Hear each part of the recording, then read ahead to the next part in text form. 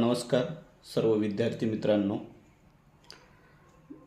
बघा, स्पर्धा परीक्षेच्या युगामध्ये टिकत असताना अनेक मार्ग आहेत आणि त्या मार्गाने आपण स्पर्धा परीक्षा करत असतो.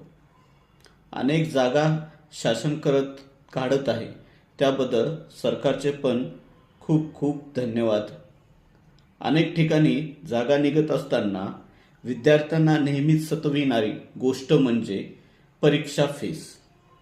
आज शासनाने TCS असेल, IBPS असेल, हे जी भरती करून घेतात, तर ही भरती करून घेत असताना जी परीक्षा शुल्क आकारले जाते, मागासवर्गीयांसाठी 900 रुपये आणि इतरांसाठी 1000 रुपये. पण ह्या परीक्षा शुल्कमध्ये अनेक विद्यार्थ्यांना अनेक अडचणी असतात. अनेक विद्यार्थी हे गोरगरीब, कष्टकरी, शेतकरी विद्यार्थी असतात. विशेष ह्या परीक्षा घेतल्यानंतर परीक्षा केंद्र सुद्धा खूप लांब लांब दिल्या जातात.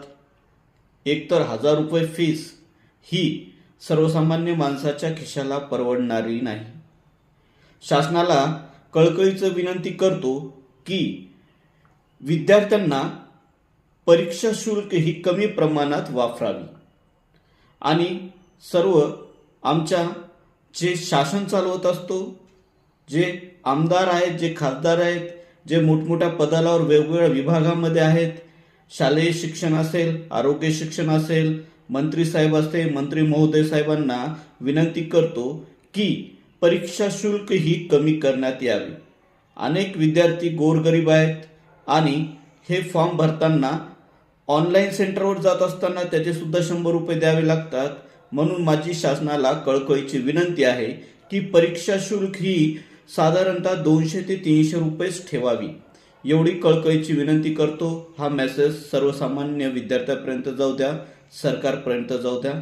नमस्कार.